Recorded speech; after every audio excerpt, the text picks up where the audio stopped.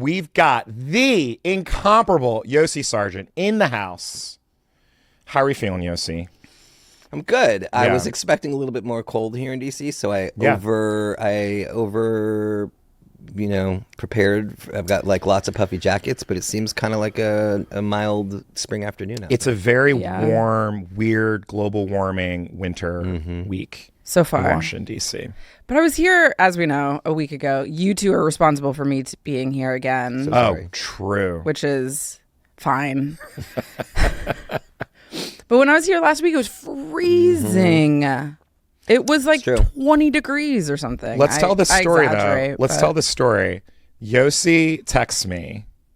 What day was this? Monday? Monday. And it's like, Brad, are you going to the OPE reunion? For context, today is Wednesday. Today's Wednesday. Is that correct? That was on Monday. This was on Monday morning. Right. The reunion is Monday in the evening. Yeah. Yosi texts me in the morning. Yo, I'm in town for the OPE reunion. Are you going? I go, no. My invite got lost in the fucking mail. So then Yosi's like, how's that possible? So then we figure it out. I get an invite. I get to go. It's great. This is at the White House. At the White House. This is... Public engagement alumni. Right. I was also not invited. Well, here's the thing. It's not that we weren't invited. By the way, I wasn't invited either, just to be clear. Michael Block saw that I wasn't invited and did the same thing that I did. Shout out Michael Block. I saw him God at the bless party Michael last Block. night, and I wanted to hug him, but we were playing beer pong, so I had to focus. God I'm bless sorry. Michael Okay. Block. Priorities. Yeah. Keep going. Yeah. So that happens. Then Yosi mentions, are you going to go to the Christmas party the following night? So then we call Carrie Twigg and we're like, look, Carrie Twigg, you got to come to DC for this Christmas party because Yosi's throwing all-timer after party with all of the influencers. And God bless Carrie Twigg, she came. I mean, that is a beautiful... Yeah. Well, Yosi and I had been talking when I was in DC last week. Yeah. And he was like, you going to the influencer party next week? I was like, nah. Like, I'm not coming back. Getting the hell out of here. Going to LA. I'm going to have 33 uninterrupted days in LA, the most I've had all year long. I'm going to surf. I'm going to fall asleep on the beach. I'm going to really rest. It lasted for 3 days. Yeah. I was resolved I was going to miss you. Just to be clear, I didn't call to put pressure on you. That was I did. all Brad. I did it. No, I know. It was 100% Brad. I did it. And shout out Thank you. to Anthony Bernal for some last minute invites. God bless because AB. I was also not invited to that. God bless. But called in some favors. And then here I am.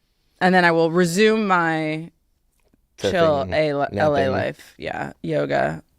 Yeah, it should be. Outdoor workouts. So what did we think of this holiday party? This is a very 1%er way of us opening our podcast. But I feel like this is like fly on the wall for people who don't understand how DC culture works. Sure. All of us worked at the White House would have to work these events. We would have to put together our lists of,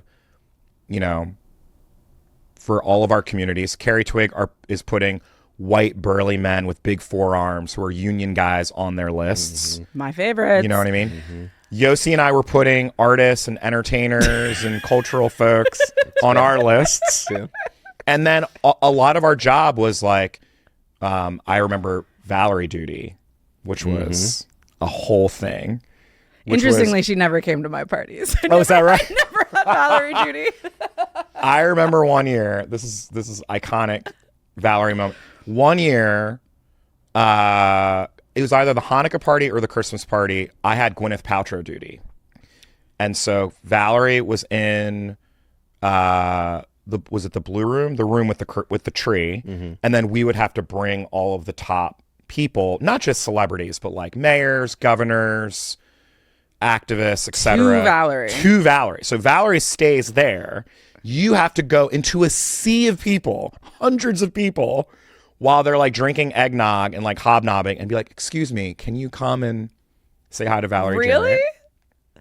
And that's hilarious. It's great. It's a great job. And then the one year I had Gwyneth. So I found Gwyneth and Apple. They're very sweet, by the way. Anyone who says shit about Gwyneth Paltrow, know. I'm a big defender of Gwyneth I actually Paltrow. have gone to a couple parties at Gwyneth's house because she's really good friends with my friend John Gray from Ghetto yeah. Gastro. Sure. She just did a commercial for them. It's amazing. God bless. And so I'm occasionally his plus one at parties at Gwyneth's house. And I'm I've always never been to just Gwyneth's like, house. She's so cool, What- so she's down to earth. so cool. So cool. So I grab her. I'm like, hey, do you mind? Like, Valerie wants to say hi. She's like, oh my God, yeah, sure. She's like, totally normal. We go, and then she like says hi to Valerie, and then she just hangs out in the blue room. She like just doesn't want to go anywhere else. yeah, great. So I get to hang out with Gwyneth and Apple the entire night. Amazing. Because I had to keep bringing people back, and Gwyneth was just like, I'm just going to hang out here the whole night. It's great. I mean, this is clearly where all the best people are being filtered exactly. through. She knows like, how to work figured a it out. party. She knows how to work a party.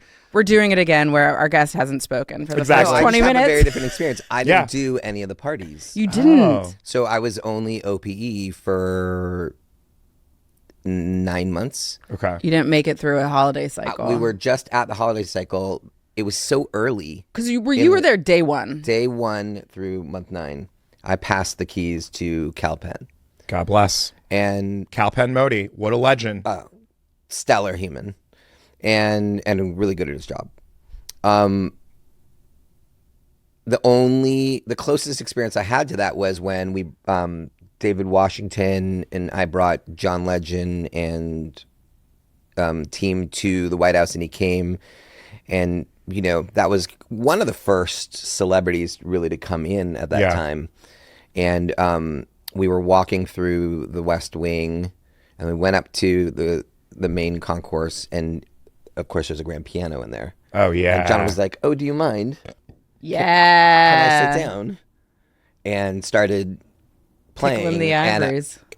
people came out of the woodwork. Because it's like a priceless work of art. It's like from yeah. like John Adams' And day, the acoustics are kind of amazing in that room. Yeah. They were literally humans coming out of, I didn't know doors existed in some of these places. And Straught was standing there, and Valerie, I mean, it was just like jaws open, drooling. That moment, we've So just cool. elected Obama. Yeah. John's in the room, just wants to play the piano for everybody. Just fun. Oh, I've never heard that story. Incredible. Really, I love White House stories. It I've was a never magical heard. moment. Yeah. So good. Wow. I had a similar moment. It's not nearly as cool as that. Jeff Goldblum came, and we gave him like a VIP tour. And he similarly jazzy. played the piano. Did he? He's a And jazzy he's one. so good. And the Secret Service officers are like, we typically don't allow anyone to play Yeah. the piano, Yeah. but we really love you, Jeff Goldblum. Yeah. We'll let you play the piano. Yeah. John There's Legend and Jeff Goldblum. There's another story that I don't know that you're going to tell Oh. from that day. I can't. Something I that's can't. left better off pod. I can't name names.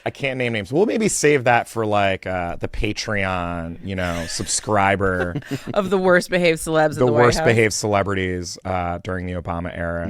But speaking of Yosi, this is our origin story. Yeah. We did not overlap, but Yosi really, talk about capturing a moment. In fact, I got to overhear someone introduce Yosi to someone else last night.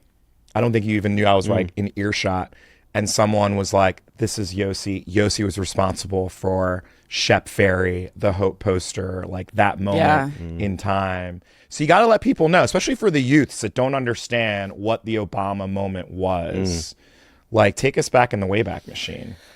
Yeah, so I was working in kind of commercial landscape of entertainment and communications. I came from the film industry and, got kind of burnt out on film as the exclusive storytelling mechanism that I had in front of me. At the time, this was an era where there were magazines for every subculture, right? Every street corner had Miss that. there was like Complex and King. Yeah. And Remember knitting magazines, and Love bicycle magazines. magazines. There was just like Yeah. I love magazines. if you had an interest, you could go deep and dive into it, and media was a big part of it. And I had done some work with. I was one of many consultants who helped launch the Scion brand for Toyota at the time. Oh, yeah. With like a lot of really amazing marketing teams. And like, I came from a place where culture drove life. And it's just my story. You know, I was kicked out of several high schools. Let's go. Because what was happening in school was in black and white, and what was happening out of school was Technicolor. Came from a world where breakdancing and skateboarding and raving was all, it was my life. Yeah. It was what I cared about. And so I came from that world, but I also like gave a shit about the world around me. Yeah. And Which was also deep in like punk, skateboarding, raving culture of that era. It was a Absolutely. very sort of connected, like the raving culture that I interact with or experience now is much like they don't, it's so nihilistic. But in that era, and when I was like even just too young to like participate, it was very altruistic and very like, Community driven. oh, this is Yeah. like Blur. and this is part of saving the world is like us building liberation 100%. bodies through music, through dance, through collectivity, and showing up and like trying to condemn all these broader systems. yeah, Sorry. and like this is again when we were just having a conversation about hip hop, right? Like this is an era of hip hop where you know we would call it backpack hip hop, right? Like where the main values espoused by hip hop musicians at the time was all about liberation, was all about Yeah. being aware and awake, and you know, having a set of values that you lived by, lifting each other, calling out the bullshit. I mean, that was like a deep, you know, ingrained value in subculture at the time, and that's how I lived. And then you know, it was 2004. A friend of mine was working for then Senator Kennedy, and again, I cared about the world around me, but like politics was not on radar. Sure. Like I cared about the world, but like the avenue that I was living for change was not through the political mechanisms. Those were not the levers I was pulling. And he said, "Hey, what are you doing to, you know, move things along in, you know, in the political space?" And I was like, "I don't. What are you talking about?" And Excuse me? Like, I'm and- going to raves. Bro. Yeah. yeah, and he was Yeah. like, "Hey, but like we really kind of need you to pay attention to this stuff." And Yeah. so I started paying attention, and I threw a party in Miami, you know, weeks before the end of voter registration. And I brought out a bunch of bands and musicians, and it was a lot of fun. It was, you know, and I heard Obama speak, and I was like, "What?" When was this? This would have been 04? 04? Okay, so that was your first was like my first cycle. contact. Yeah. It wasn't a cycle. I was not cycle aware. Yeah. Right? Like I wasn't You're even- watching. Yeah, I yeah, wasn't yeah. even paying attention that You didn't quite even realize that No. you were on the quadrennial No, loop. Yeah. It was my first taste of my ability to participate in this conversation at all. Yeah. And I worked with Shepard at the time. Actually, he made these great posters of Bush hugging a bomb. That Yeah, we I remember we that. put them everywhere. Because I knew him from skate and Sure. street culture, street art. That was our thing. And then 2008 rolls around, and I get a call from David again, and he literally just picks up the phone, and becomes a trend with David. He says, "Hillary or Obama?" And I said, "Obama," and he just hung up on me, and I was like, "Okay." And and little did I know, the next call that I was going to get was a call with I don't know if you know her, Debbie Meslow. Of course. So Debbie, Iconic. it was Debbie, it was Straw, it was a couple of people, and they were like, "Do you want to join us on the California team for Obama?" And I was like, "I don't." You were in know." LA at the time. I was in LA at the time, and again, I was working as a publicist, so I had lots of media relationships. I was moving things in Los Angeles, and they were like, "Do you want to join the team?" I was like, "I have no idea what that means." And Debbie's like, "We need the Long Beach Gazette editorial board and the Sacramento Bee editorial board," and I was like, "Whoa." Who?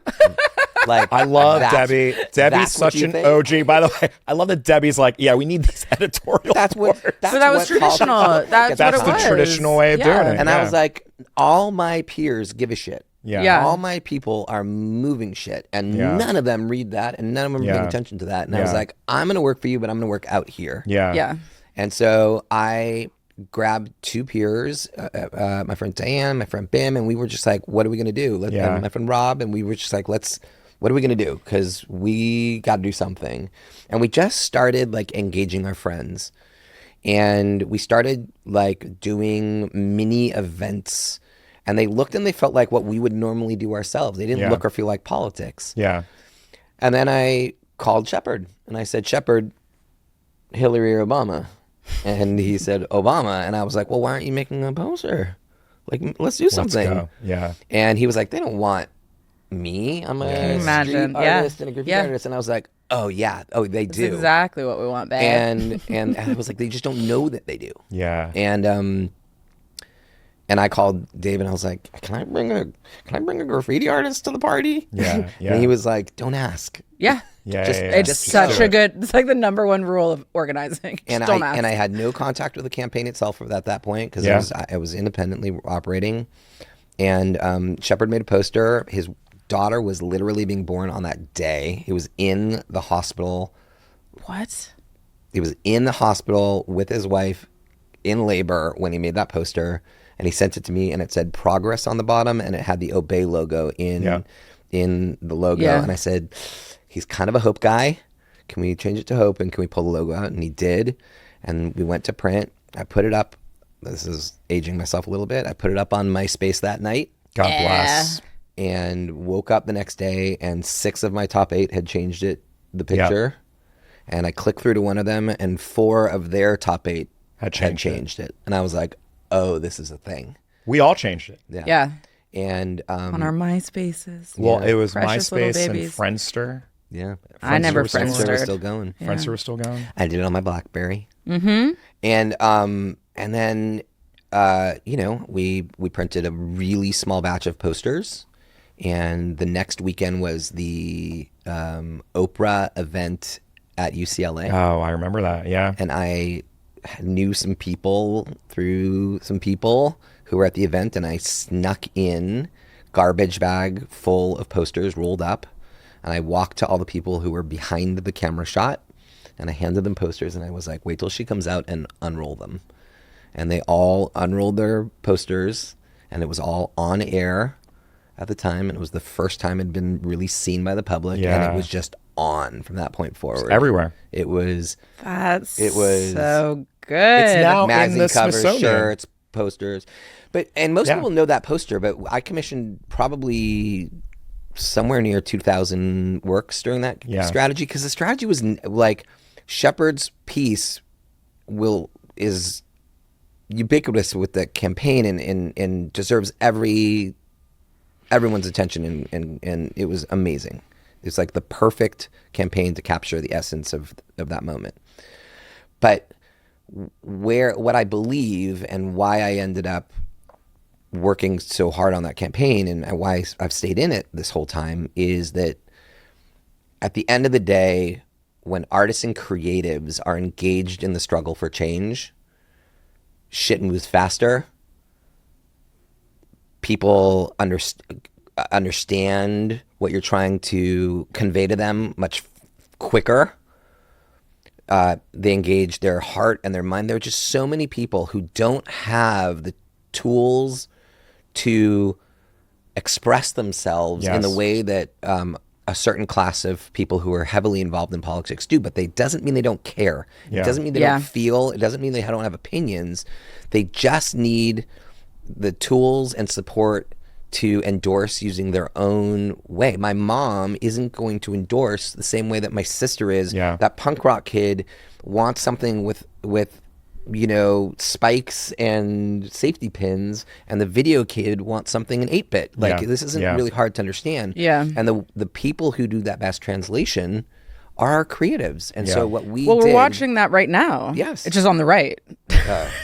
don't get me We started. are. But it is. I mean, they've so effectively leveraged culture on the right over the course of the last 15 years that our mainstream culture is still being looked at through a conservative worldview that it just wasn't 15 years ago. Like the ambient noise, the backdrop, whether it's things on TV, whether it's like, it's shocking and amazing. Well, but it's been quick. I think To your point, it's been very, very quick because it's giving meaning. It's meaning making to people who don't have other ways of kind of expressing what they're talking about, but can now point to like that. That's the thing that I would try and say. That's the thing I agree with or can believe in. I would go one step further, and I would say that we've lost the value ourselves. We have depreciated the role and the responsibility of art and creativity and culture on our side. 100%. We have disinvested in it. Not only have we just ignored it, which We've is what we were doing divested. before. Yeah. Artists were creating change in spite of Yes. Yeah. us. Such a good point. And Such a good point. And now we've gotten to a place where it's more toxic than that. We have agents and managers who lack the courage to support artists that are brave.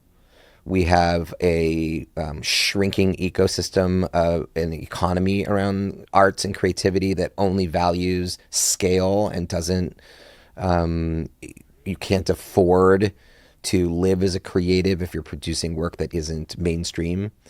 Totally. We have shrunk the universe of creatives. We have told creatives that their value is best and most valuable when they are attached to brands and branding and Commercial enterprise of any and kind. not in shaping the way that people think and experience the world around them. You bring up backpack hip hop, which is such a great moment, but that I don't think the youths can understand what a sellout means. Do you think if we were to ask like a Gen Z person what a sellout is? Like we grew up in a culture where Their whole thing is being like popular was looked down upon, right? Yeah. Like if your favorite artist somehow made it on the radio, it was like it's the worst over. thing of all I time. know. Yeah. It was the worst thing of all time you because remember- it means that they are now bullshit. They're Yeah. commercial. Yeah. They're not real. Yeah. And there is no, like, what is that for today? You know? I mean, there was a world, I remember like when you would show up to a party and two people were wearing the same something or other and people would be like, it's a nightmare. Yeah, it was oh a my nightmare. God. And now people literally roll in and they're all, it's like Supreme, right? It's like Louis Vuitton, unbelievable. It Well, and is- even like aesthetically, like this makeup shit, like Yeah. like I live in LA. I'm just like, why would you go spend money to make your face look like someone else's face? Yeah. It's so the lips and the thing, and people should do whatever they want with their bodies, blah blah blah blah, autonomy, yada. And the sort of way that we were hopeful, I think, that the internet and social media would democratize aesthetics in this way that it would lead to 1,000 different ways to be hot, 1,000 different ways to be cool and fashionable, and people are constant. And now every coffee shop looks the same, everyone dresses the same, everyone does their makeup. You're just like, why are we? It's actually narrowed so much. I mean, there was a world, there were always people who would find comfort in the pack, right? Like even Sure. the punk rock kids look like the punk rock kids, Sure. right? Like Totally. your pants aren't tight enough to be one of us, right? Like Totally. your shirt isn't long enough, right? Like sagging, the way that trends, Yeah. right? Like sagging and all, right? Trends Have are always how existed. we would, find our people, identify with. Sure. Right. What we have now is we have found ourselves in a place where there is such a muddiness amongst these cultures where there isn't as clear of a definition between the punk rock kid, which I don't even think punk rock exists anymore. think So it this exists is like anymore. old dude Yosi talking here. Yeah. But like the world where, rave heads and hip hop heads and skate heads and fashion kids are all the same. It is become like a monoculture in a way that like is really hard to define and find yourself and find your community and find your people. And to your point, it's not tied to a broader knowledge set. So like, a neck tattoo used to mean something. Like these things used to, if you dressed a certain way, if you were a member of a community, it also meant that you invested in acquiring a set of knowledge, that you participated in certain activities, that you showed up in certain ways, that you knew certain music, that you read certain magazines, you participated. And now there's like a real lack of depth, I think, or at least a lack of association between some of our aesthetic choices and like our cultural consumption choices, to the extent that there's meaningful cultural consumption that's even happening in the same way. I don't think that there is. I mean, not. We sound like a whole bunch of old people, by the way, which I fucking love. We are. It's turning into an old millennial podcast. Is it? Oh my God. I Are we fucking just love it. complaining? I'm not a I millennial. fucking love it. You're Gen Xer. You're Gen Okay. Xer, bro. So, well, wait. I'm gonna quote Saul Williams because, and this, he was referencing Donald Trump, like 8 years ago. This is not even Trump right today, but his whole thing was like, we are surprised at Donald Trump. Like, our outcome of culture is Donald Trump. 100%. Like this commercialization, this commodification, this, you know, just sheer capitalism and materialism and misogyny and sexism, that is our culture. And so why do we find ourselves surprised at the leaders that we elect? And Did you're right. reality TV ruin? Reality television, commercialization, but also 100%. I think that what we're describing here too is what Yosi was saying, where it's like there were these beautiful, vibrant communities, and it was hard to learn about them and enter them. You couldn't just pull up your phone and get an algorithm and a song spat at you. You had to go to a record store and you had to do research. Yeah. You had to pursue your Earn culture. it a little You bit. had to pursue your culture and learn about it. You had to like go to the library and read shit Yeah. about it. You had to discover.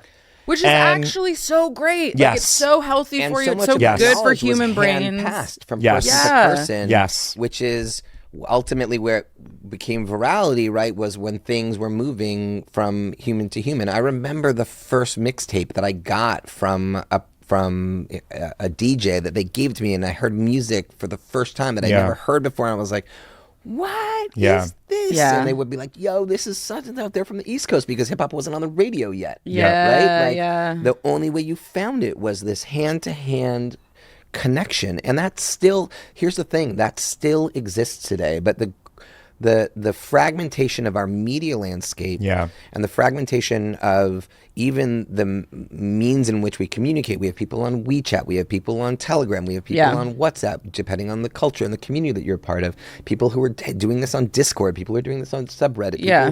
oldies are still on the Facebooks, right? Like, or I guess oldies are still on the Instagram at this moment. I Anyway, think Facebook, yeah. but the point is that this stuff still exists.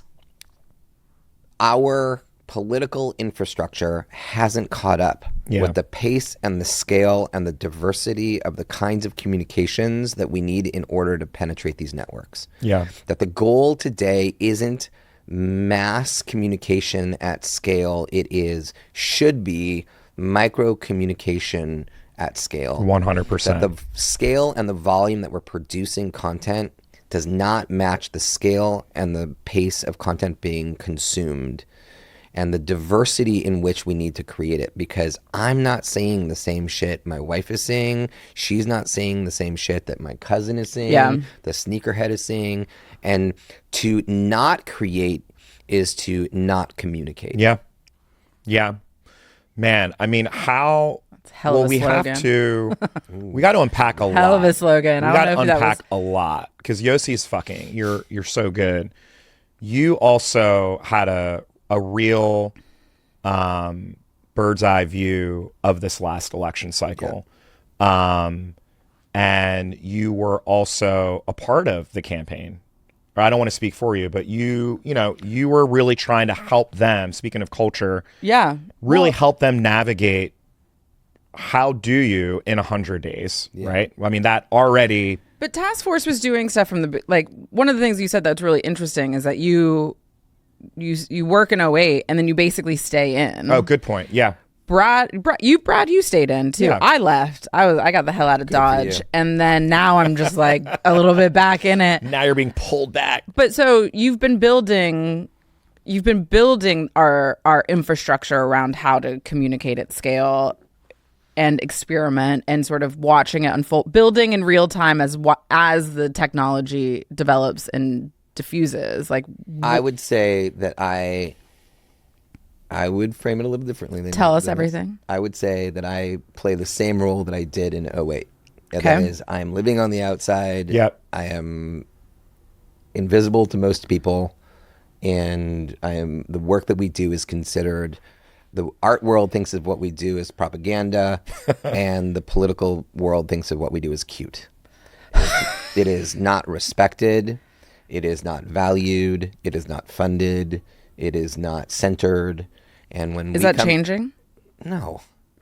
You don't think No. this post 2024 obsession with No, I think people are obsessed with influencers at this moment, and they'll be obsessed with whatever, all of a sudden everybody wants a new podcast because Joe Rogan, and right, so they get caught in the tactic and not the underlying and underpinning problem, which is that they don't understand that politics is where some of the people are some of the time, and culture is where everybody is all the time. Yeah. And if we engage with political people in political moments, we're getting a tiny fraction of the population in a tiny percent of their day.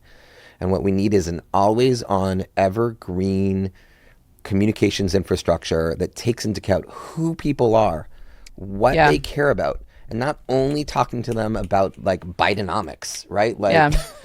like if you just come to the table thinking that you're going to frame everything in a conversation about the economy, because that's what people have told you in polling that they value, then you have lost the plot. Yeah. That what you actually need to be talking to them is how that economy affects them and their lives, and how it shows up every day in the context of their, right? A 25-year-old wants to talk about the economy in a different way than a young family wants to talk about the economy, than a senior citizen wants to talk about the economy.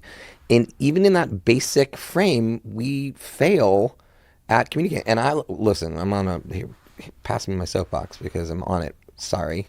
But It's 100% why we invite people here is to rant. Exactly. It's a rant space. It's But a safe the space. second half of it is that we are trapped in an ecosystem that is driven by cyclical infrastructure, Yeah. that we have a huge brain drain. You leave, you come in, and then you go out, which Yeah. is great because you get outside knowledge. You pull it back in with you when you come back in, if we're smart enough to bring you back in, right? But the reality is we build this infrastructure and we collapse it. We build infrastructure and then we collapse it. We lose people and their knowledge all the time. And that's flaw one. And then flaw two is that all this is built upon a C3 and a C4 infrastructure that is boring, flawed, and insular. It is so true. It's Blah.org cares about blah.org's branding, their list, their fundraising, and their existence too. and keeping themselves sustained. Yeah. Yeah. And they care about their silo, whatever their silo is, whether it's reproductive rights or union rights or whatever. Yeah. And what the actual communication structure that we need should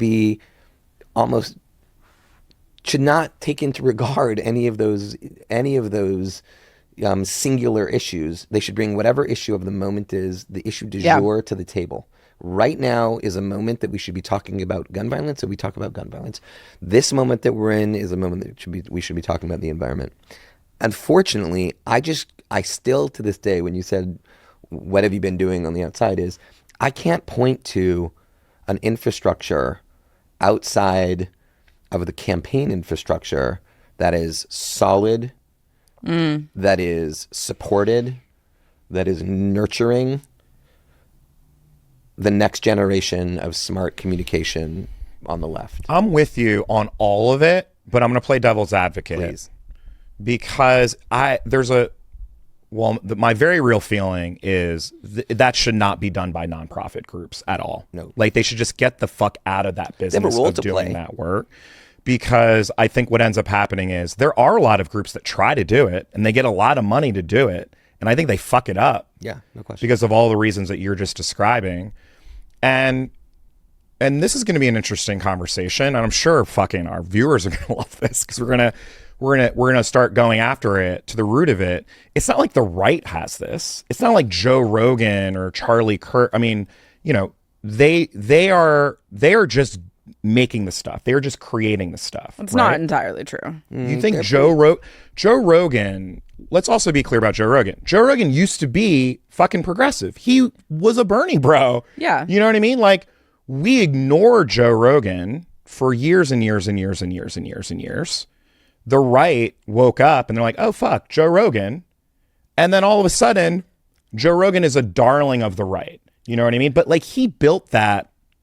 It's not like a foundation or a C3 or C4 was like, let's give money to Joe Rogan and have him build this empire. Maybe Do you know not what I mean? Joe, but there is a ton of talent on the right that has been cultivated, invested in. I guess that's both from a true. C3, I don't consider C4, that but also culture. That's though. a very I think of did them that. as like charlatans. That's a very you know what I I mean? did this version of it, right? Yeah. Like ignoring the like millions of dollars that goes into the like infrastructure on which it is built, right? Which is a very conservative way of looking at it, right? Like, no, the road that Joe Rogan arrived on was paved by Breitbart. It was paved 100% by a whole universe of people that actually looked at and I use Breitbart very specifically and a lot of the cronies because they looked at Hollywood. They looked at the Right. two power centers on the left, Right. which were unions and Hollywood, Right. The people and the Yep. storytelling, and they went after them and they invested a frick ton of money, so much money, tens and tens of millions of dollars, hundreds. Sorry, quadruple that. I think, Yeah. it's like hundreds.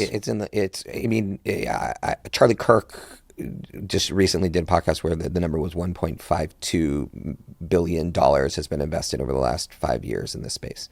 And we're talking on everything from short form video to nurturing the ecosystem of, Candace Owens and the Daily Wires, right? We're talking short form video that are going in as educational videos into curricula It's like around the the country. PragerU shit. PragerU shit. Yeah. Yep. Right. There is a whole universe of support and investment happening on the right that is non-existent on the left because it is not valued and it is not understood.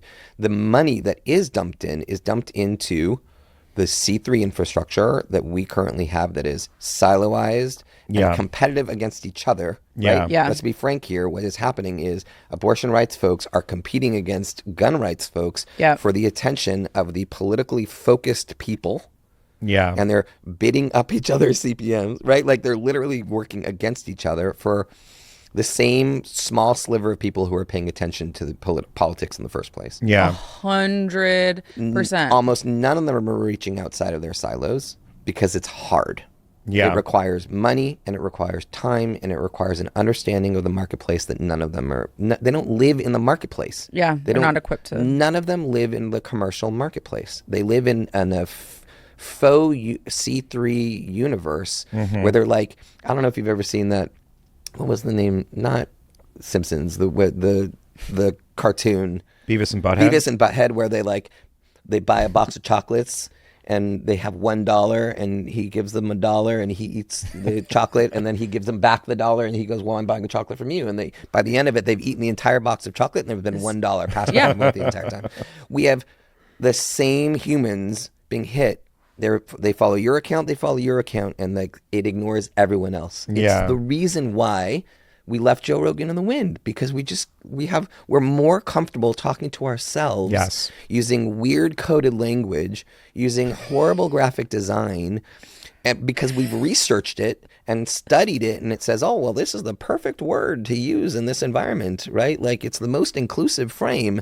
And the reality is in designing that most inclusive frame, we've excluded 98% of the population. Yeah. Yeah. Oh, Other than God, that, this things is are going so great. fun. Other than that, everyone loves us. Other than that, everyone loves us. I got to ask you, Yosi, we've been interviewing DNC chair candidates.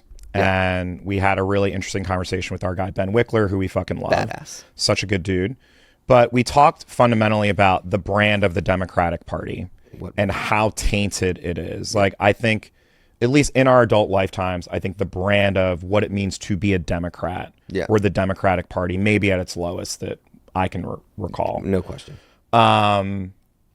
What do you think, thinking of your skill set and your tactics, like what can the Democratic Party do? Because what we're all identifying is something that also came up, which is, we have created the progressive infrastructure, has created this ecosystem where there is hundreds of millions of dollars that is poured into this C3, C4 world, right?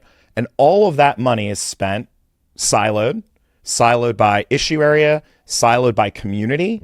So we've got the Asian American groups, we've got the Latino groups, Regionality. we've got different regionalities. Exactly.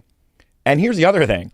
All of those groups, and you know this, shit on the Democratic Party. Yes. Like that is their favorite thing to do is to talk about how bad the Democratic Party is. And to be honest, they're right. Well, they are, for sure. But we can't have it both ways, is my thing, which is we've ignored, to our peril, I think. And it's not like the Democratic Party also has done themselves any favors. But we have ignored, speaking of like quadrennial cycles, the Democratic Party as a endeavor. And then every 4 years, what do? Vote for Democrats. But then we're not doing anything to educate, to mobilize, to inform, to innovate on what it means to be a Democrat, you know? How much of this do you think should be in how much of this should be built into the party? How much of it should be built outside? Is that a false choice? Should we all just text Ben Wickler and start whipping votes? I would say this. Exactly. Should we all go work for If we Ben? are satisfied with the structure of the Democratic Party as it exists today, then it should be built outside. If we were designing this from scratch, then it should be built inside. Yeah, agreed. I agree. The Democratic as it exists today, the Democratic Party as it exists today is a fundraising vehicle. It is a talent procurement and pipelining vehicle, looking at mayors and governors and trying to determine who's the right candidate and who's got the best chances. That's it. Yeah. And they throw a convention they throw a convention. A big party. Sometimes, they throw a party. Sometimes well. Sometimes well. Occasionally well run institution. And usually when they do it, they're bringing outside support. So the reality of the situation is that we fail at doing the basics, which is, again, I'm repeating myself, but give people the tools and resources they need to be their own best advocates. Yeah. There are a huge number of people who will self-identify as Democrat, who are proudly Democrat. Yeah. How many of them have been offered a free Democrat shirt or a hat or a sticker? That's even cool. Or a button. We even said, but like what person or would wear invited that? to a meeting. Yeah. There are many people You who think? would wear it. Okay. It starts in the center. If you can't look at your base, at your core, and give them the tools they need to just bring along their community, then you failed at step one. Agreed. Yeah. Agreed. And we have really just, again, this goes back to devaluing and not appreciating the core tenets of organizing and building a community on the organizing side and on the political side, and then on the marketing side of doing the basics of building a brand. Yeah. And if the structure that exists of, like, I live in Sleepy Hollow, New York, and I am from Culver City, California, and I've been to the Democratic events in both of my communities. I'm one of the few people under 60 who have. And you go in there and it is like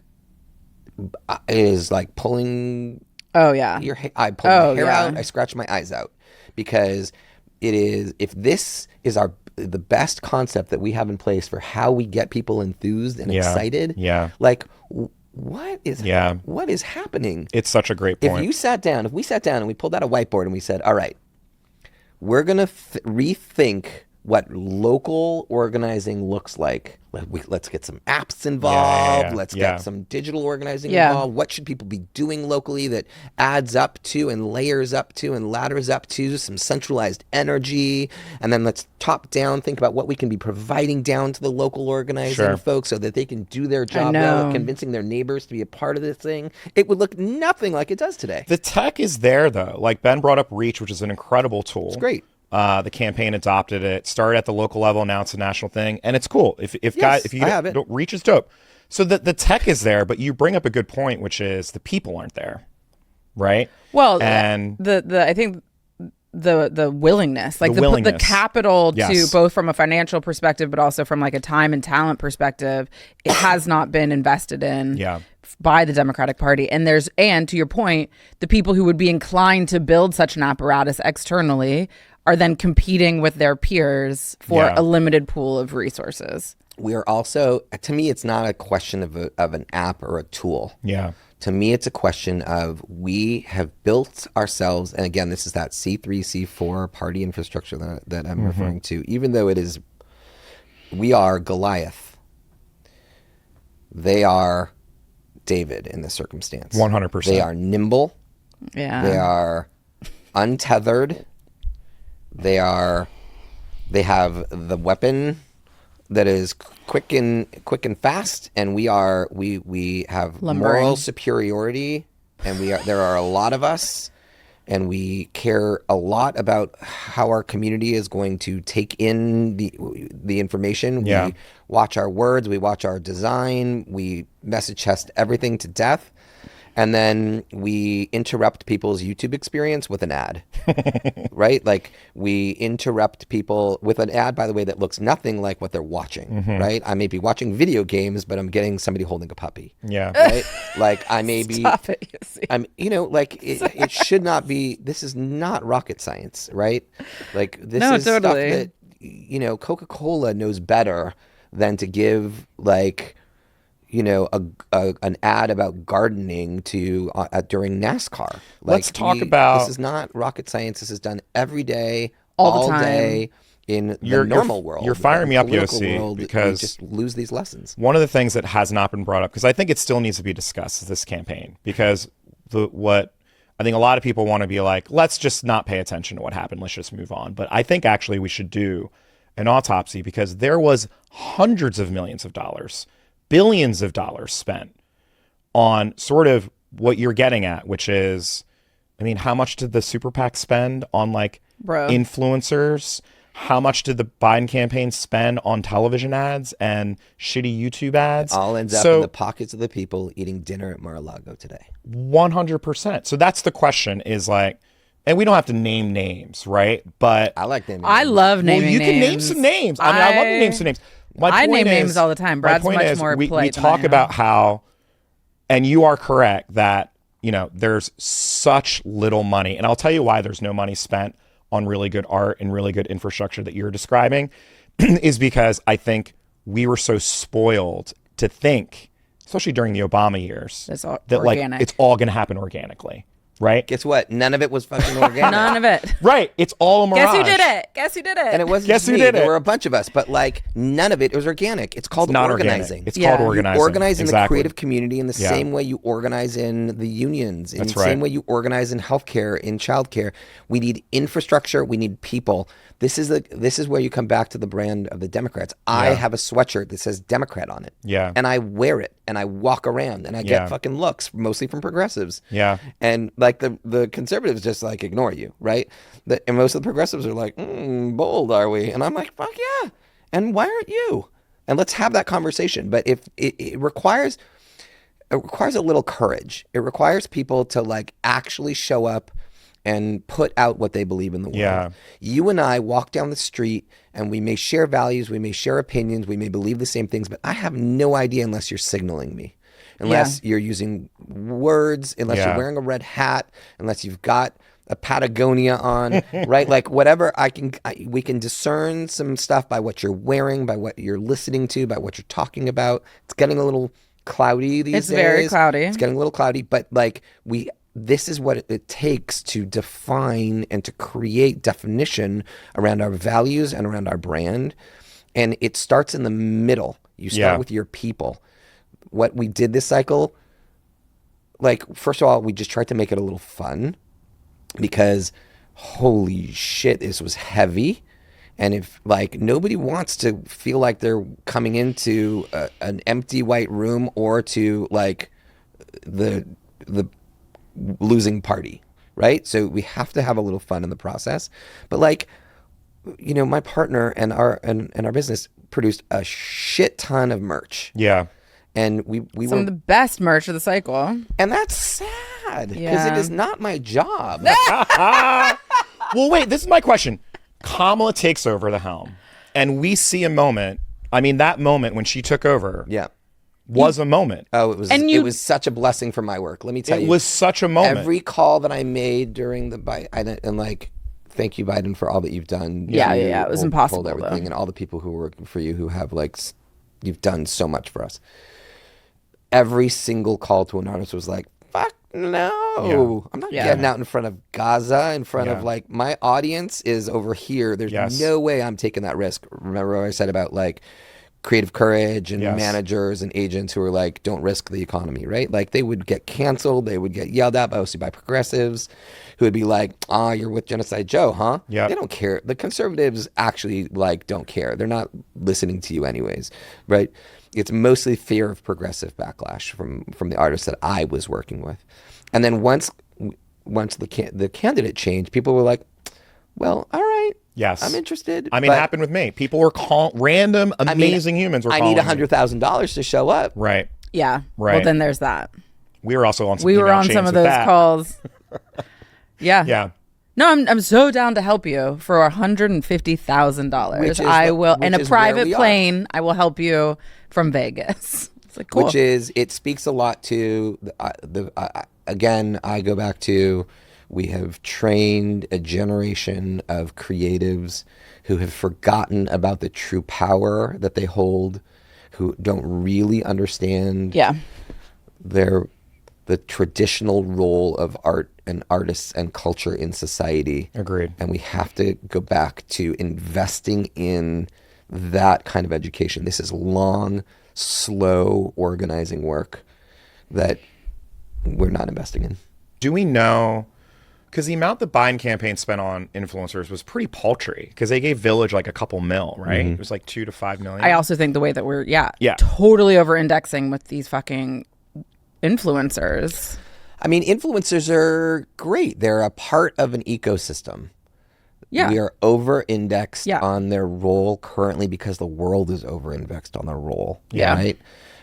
But we are ignoring, even if we looked at the world of influencers, we are only looking at a thin sliver of the kind of influencers that were engaged in this cycle. Yes, agreed. That we ignored Twitch. We ignored, some would argue the podcast world was under-invested in. I actually don't know about the reach of the podcasts that were for the people that we were trying to engage. Podcasts were an excellent vehicle for them to reach the kind of people they were trying to Robert engage. Kennedy just nailed podcast politics. I mean, his ability to even get himself from 0 to 5, the number of my like lefty wellness friends who are like, just give him a chance. Just listen to this 3-hour podcast of RFK. This is 2 years ago. I was just going to say, this is not new. To your point, this is the like, Bernie bro. They did totally. Burning Man universe that did the full circle to the Maha. All my burners.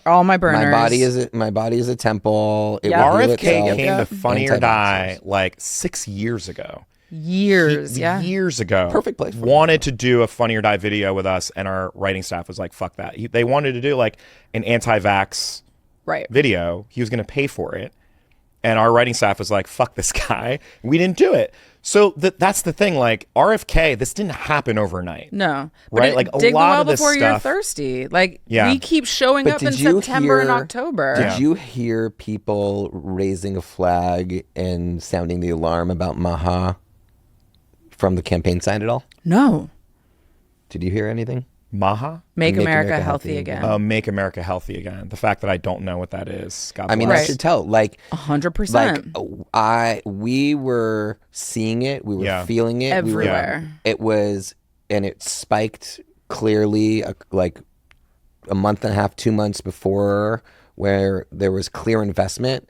I mean, the perfect ribbon version of this was the Mike Tyson fight with Paul. Yeah. They're walking out on stage wearing Make America Healthy Again hats. Yep. And it was like crickets the next day. There was no pushback. There was we have no response to it. Yeah. They exist in a completely different ecosystem. Yeah. Epoch Times, Natural News, every vitamin pusher, every like yoga instructor, not every yoga instructor, sorry, yoga instructors, you're awesome. I know. But like I love yoga. Poor yoga instructors. But there is a huge world of health influencers totally that were just hawking RFK shit the whole Oh, time. yeah. And it just went completely unseen and unresponded to. Well, I would also argue, I mean, it's Or hard. the response was like a doctor saying this is wrong. Yeah, just gonna say this it's- is the, yeah, not go even, ahead. this goes back to the Rogan shit. Yeah. It's like it's not even that we don't come up with a response. Yeah. We think responding to it is beneath us. Yeah. Like there's Yeah. such a sanctimonious dismissiveness on the left. Yes. That it's not even just that we ignored or neglected Rogan. Like we actively thought he was beneath us. Can I give you Yes. another example of this that I use all the time? Yes, please. Trump's gold shoes. Those are the Yeah, fucking man. ugliest goddamn shoes I've ever seen in my life. But yes, proceed. That is the general response. Yeah. And that is everyone is scoffing and laughing. But what I would say is that the people that it's reaching don't hear you laughing. Yeah. Yeah. They're not following you. Sure. They don't care about you.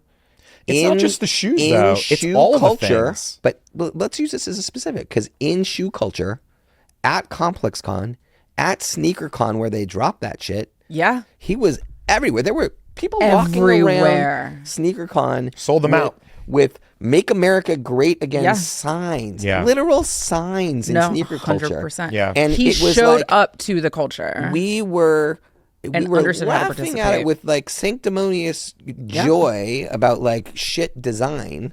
But I just saw a TikTok this week of somebody post-election walking in Washington Square Park with a pair of gold shoes being like, "Hey, do you like these shoes?" People are like, "I'd rock them." And people are like, "These are the MAGA shoes." He's like, "Hell yeah, Trump 2024.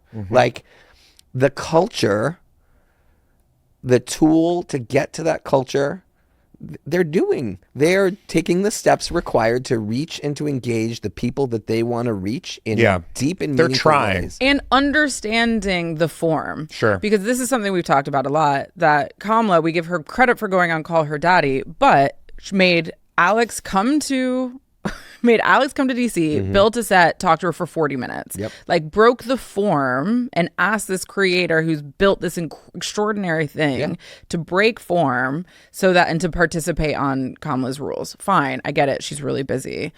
But same deal. It's like Trump will show up in Austin. We'll sit down. Your show's typically 3 hours. Okay, I'll do it the way you want to do it. I will respect the form of the thing that you have created.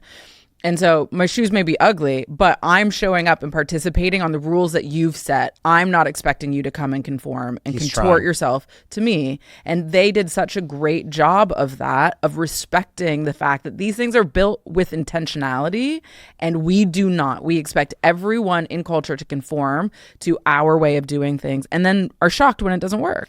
And who's been on Call Her Daddy? Call Me Daddy? Call Her Daddy. Call Her Daddy? Jeez, I am old. It's just all to be right. clear. It's all right. You've pulled some really good culture, so you can't. Not everyone can do Who everything. has been on there since? Exactly.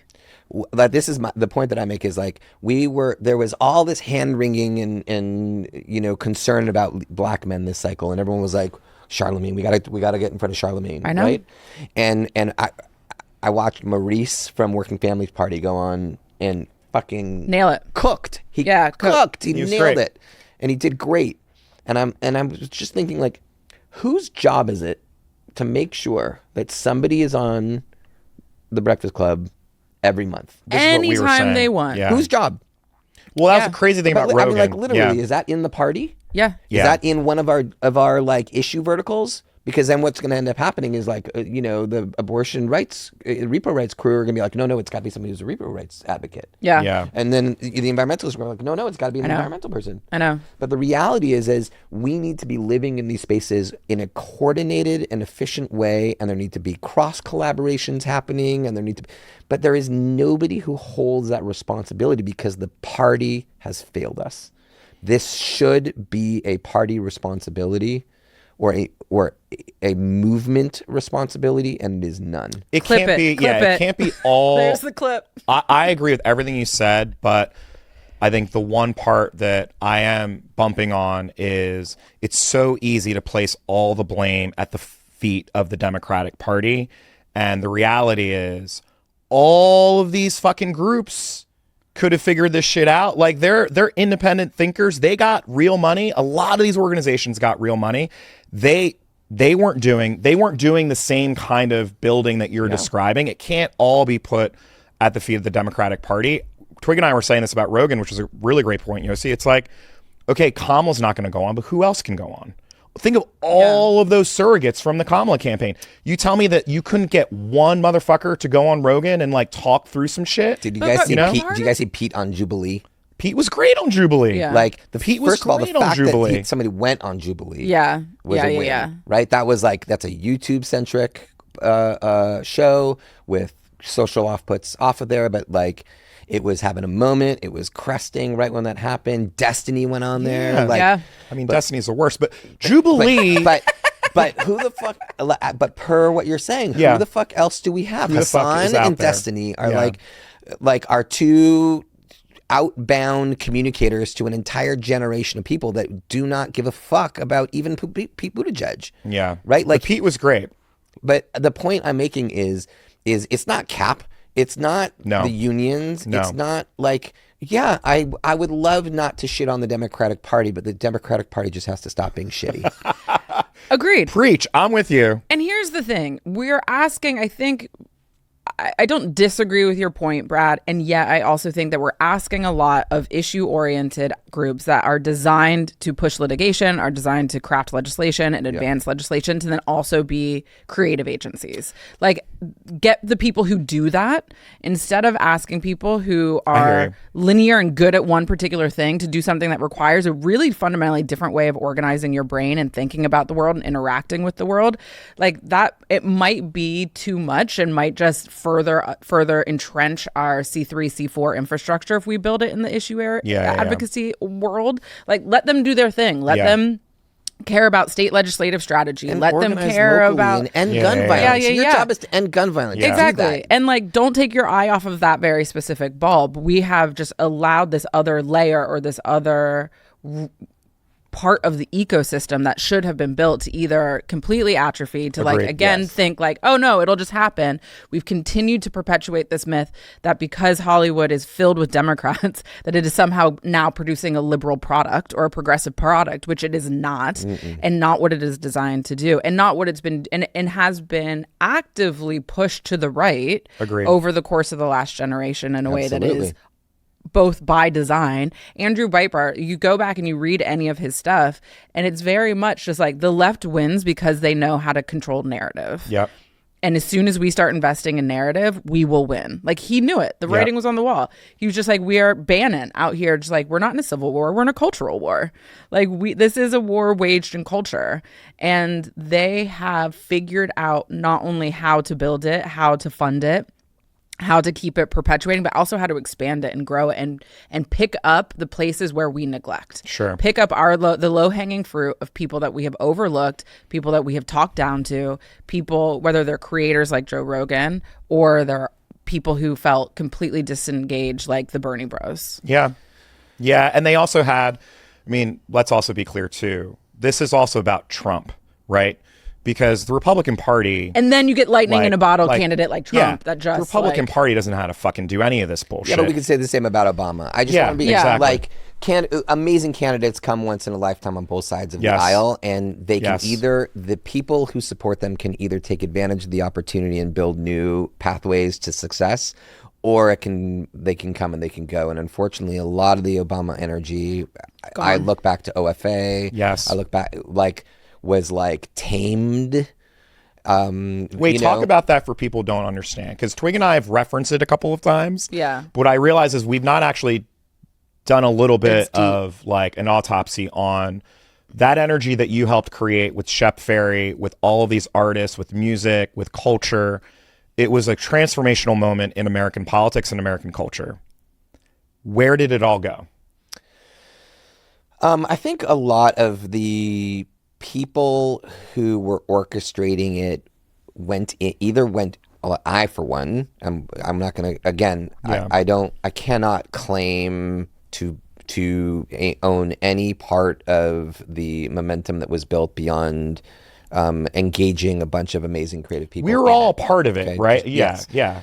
But a bunch of us who were a part of that went in. Yeah, and your responsibility when you go in for for those who don't know, people on the left actually take that shit seriously. Yeah. That like you're actually now a government. Yeah. That you actually are responsible for everybody, not just your party and not just your people. Yes. And like we follow those rules Very and good those point. norms. And I did not go in to work at the White House and then all of a sudden only invite Obama hope artists to the party. Yep. Right? We went in and we did our job to represent the people and the country that we live in whole. That's one part of it. And a lot of the people that were a part of building that momentum, again, this is that campaign structure that we build and then those people disperse and they go everywhere. Some of the people went out and made amazing things happen, right? Blue State Digital came out of that era. Sure. We had a transformation in the tool, all the tools that are available for us today were a direct response to the campaign structure, that the stuff that came out of that campaign continued and lived on. The organizing effort got sucked into OFA, and it was which is organizing for America. So Obama for America is the campaign infrastructure. President Obama becomes president, he wins, and instead of what traditionally happens, which is all the sort of lists and all the sort of activists then get routed into the DNC, the Democratic National Committee, the Obama folks decided that they were going to set up a parallel democratic organizing institution called Organizing for America because they didn't trust or believe in the DNC, and so they wanted to keep their things to themselves and their people to the basically engage in a separate way. Because I did get some feedback from when we referenced this from some folks who worked at OFA. It wasn't just that they didn't trust the Democratic Party. I think that there was a very real belief that you had to keep these volunteers organized on issue-driven things. So it's not just we're going to keep all these fired up young people and now we're just going to get them to elect Democrats, which is what the Democratic Party is, as we discussed. That is its primary concern. We are going to recruit candidates and we're going to get them elected. What Obama himself and Pluff and all those guys and Carson, their idea was, we got to get big shit done. We got to get healthcare done, which was the number one thing. We got to get a Recovery Act done. We got to get climate done. So the Democratic Party doesn't organize typically around issues. But so that was, again, in recapping, Barack Obama would have made the Democratic Party would have done whatever Barack Obama wanted. So spare me that. Like, I don't buy that for a second. No, if the they point was had that wanted to say the Democratic parties weren't set up to do that kind of work. So we're going to set up a brand new organization right. I understand. I know that that's what they did. I'm saying the idea that they did it because the DNC couldn't do that, to me, is the DNC would have been whatever. They could have set up the DNC however they wanted. They could have fired everybody and said the only people that we are hiring brand new people who are organizing people around issues. You are only allowed to use the list in this particular way. The executive director of the DNC reports into Pluff. Sure. You are like, that's... I think an elegant answer for I think the shift shift had started at that point that we just haven't come to terms with yet in a lot of ways, which is, what did Trump do the day after he won his election? Do you guys remember literally the day after he won? No. He announced he was running for re-election again. He started his re-election campaign literally the next started raising money for it. And he started raising money and he started spending money. Yeah. We are now in a 24/7, 365 campaign environment. The structure that we live under, that the DNC currently operates in, that OFA could have been an antidote to, but wasn't really an antidote to, because they were still operating under campaign cycle and getting shit done for a governing body. Right? Their goal was to get the goals of the governing body achieved. Right? Healthcare. All that stuff. Sure. As opposed to a perpetual energy building engine that is in a perpetual persuasion, perpetual engagement, and perpetual fueling state. And I know that's tiring and tiresome and hard to maintain and hard to do, but guess what? That's what our freaking landscape looks like now. Yeah. And that was the beginning of that era, because they went, if we look back at what ended up coming out of that, was the Tea Party that then turned into, that MAGA era. It started then and it hasn't ended at all since. It's grown exponentially. And where we we have in a lot of ways sidelined our organizing bodies because they're a threat to the power of the DNC. In a lot of ways, I look at Invisible. I look at I look at some of our C3 partners and allies out in the world who are doing amazing organizing work. We sideline the organizing and we sideline the artists and the creatives because we're not in cycle yet. And then when we get into cycle, we pull them back in and we have a very transactional relationship with them. Yeah. And we show up on the Breakfast Club and we show up in the communities at that last minute. And it's just, if we sat back for a second, we said, is this good design? The answer is just no. No.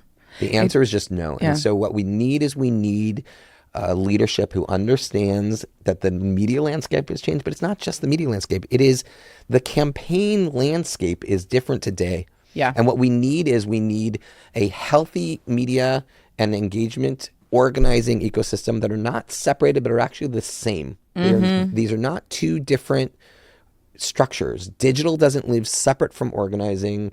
Organizing doesn't live separate from communications. They are all one force to create an engaged community so that when you identify that amazing candidate that shows up, that they're not starting from scratch in a community, but that there's already a receptive group of people who are just waiting, insert candidate ready to roll. Yeah. And we do not have that infrastructure in place today.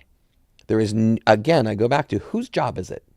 Yeah. Is it the state parties? I mean, I think it's some states. I mean, Wickler's a perfect example. Like there are examples Name where Wickler's shit is counterpart happening. in 4 other states that are so sorry Democratic state leaders. I know you should go to the ASDC. I'm just saying that I am the tactics. I'm with you. And the tools. You're not wrong. And the skill sets that we need and the funding that we need to build this infrastructure is bifurcated, segmented, and minuscule. And creating a disaster. Not enough money.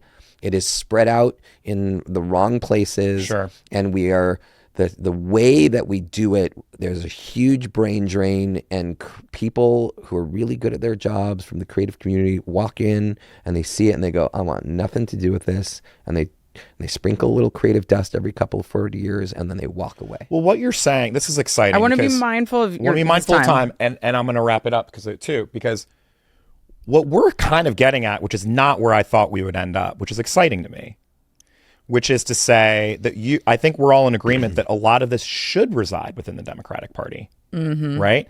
And what we're saying, especially with this DNC chair race, because we just had Ben on, is that this has to be a function and responsibility of the party. That you can't necessarily... Best case scenario. Right. If they're going to do it well. If they're going to do it well. And commit to it. It has to be valued by the party. This is where I differ. I don't think this needs to live inside the party. In fact, I think it'll die on the vine if it's inside the party. Okay. What it needs to be is it has to be valued by the party. There needs to be... in the same way that there is a fundraising universe that lives outside of the party that does the actual fundraising for the party. Yeah. It's because they say, we bestow upon you the power to do the fundraising for this universe of Democrats. They need to, that same relationship needs to exist with the creative community and with the culture and the cultural landscape, which is, we understand that we're not the people with the skills and with the relationships, and we don't maintain it. We don't stay in it. We're not there. We know it needs to be done, and this needs to happen. And when they do that, then all of a sudden the foundations show up, then and the people donors show up, and the with donor that. advisors Great show point. up, and the infrastructure shows up, and it becomes part of a healthy ecosystem that is sustainable. Yeah. That is endorsed and valued. It's in the same way like an NEA grant is. No one's funding their art universe off of an NEA grant. Right. But an NEA grant comes in, and then all the other people go, "Oh, this is something worth paying attention to." Yeah. And what we've gotten is signals from everybody in power over many years that says this is actually not something that's important to us. It's so ironic too, not to bring up Obama again, but it's so ironic that what does the former president decide to do? Start a production company. Well, it's not ironic at all. No, that's what my point is like the former president, how can I have the biggest mark in my post-president life culture?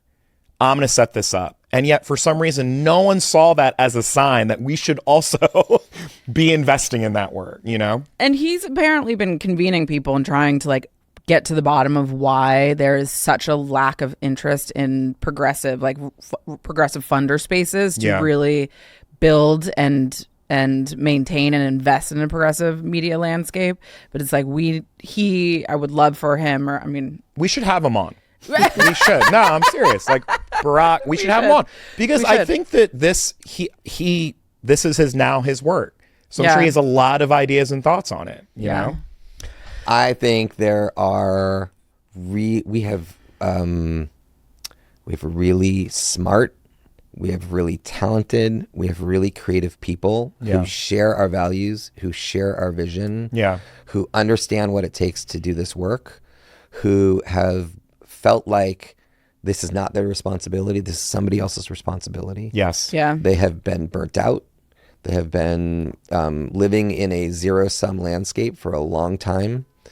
And I think that with very, very little investment, you will get a whole beautiful, thriving infrastructure of culture that will look like the Democratic Party should look. Yeah. That it will center brown, black, BIPOC, white creators. White. We love whites here at Twigg. We love the whites at Twigg and Jenkins. Listen, as a white male, I know my place in creation, and that like we lift and we elevate good quality stories that look like the communities that we're representing. And oftentimes those communities, I'm not the right person to tell those stories. I know the stories that I need to tell and the communities that I need to engage. And there are other people who need to engage other stories in other communities. And if the next generation of storytellers that we're building looks like the creative class that we currently have, then we have built it wrong. Yeah. Well, and so while I value white stories, we need to start from a place of centering the people who have not been centered. Yeah. Period. God bless. All right. And this has been you're such a legend. I'm just like, to be clear, I'm extremely hopeful. Like, we have not been we have not been in a place where people have seen and smelt people are starting to smell the fact that our shit stinks. Yeah. And I have not seen this amount of reflection in a long time. And it makes me, do I expect the dollars to start flowing? I do not. Although they've got my email if anybody has some money they want to invest here. Yes, you know how we only take a little bit off the top. Task force. So. But we are in a place where we can actually change this, and we have to. We have no choice. I mean, that's the other part. It's like we have no choice. Yeah. So. And I know that you two are going to be on the front of the line. So we're gonna have Barack on. He's gonna fix it. Yeah. Well, he's gonna do that signaling of like, give these people the money. Exactly. Thank you so much for being Yosi, here. we love you You're so such much, a bro. legend. This was love so you. great. I would love to. This conversation I would love to have again These are in the a couple important months. conversations to have.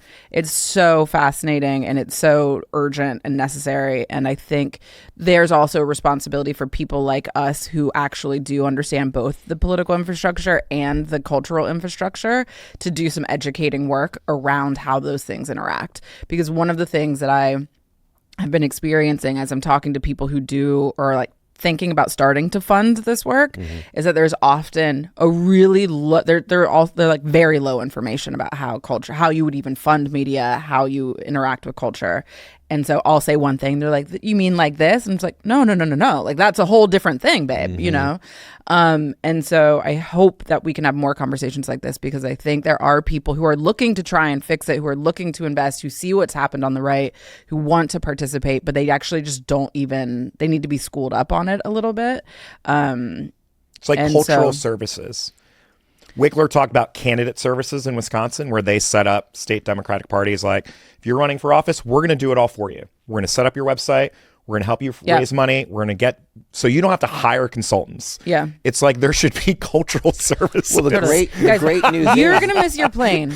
the great news is that it exists. yeah. Yeah. The great news is that there is a whole universe of cultural strategists Yes. who all that stuff that you think is happening organic is not happening organic. None of it's organic. Yes. That there are an amazing group of people who are doing amazing storytelling in Hollywood, amazing storytelling in barber shops and in nail salons Yeah. and at sports games all over the country. They're just doing it in spite of a lack of investment. Yeah. And just imagine what they could do if they had that investment. Totally. All they need is a little bit of curiosity and a little bit of courage by our funding class and by our democratic elites, the folks who have been bestowed upon them, the power to make these decisions, to just open their aperture a little bit, Yeah. and to see that it's going to take both politics and culture to win. And once they make that choice, then they're going to start to see that all these people exist, all this infrastructure has seeds that have been planted Yep. that just need to be watered and nurtured, and they will grow into a big, beautiful, complex landscape that will help us win. Yay! All right, get the hell out of here, dude. doing You're gonna it. miss your flight. Okay, bye. God bless you guys. Peace, peace. And I'm out.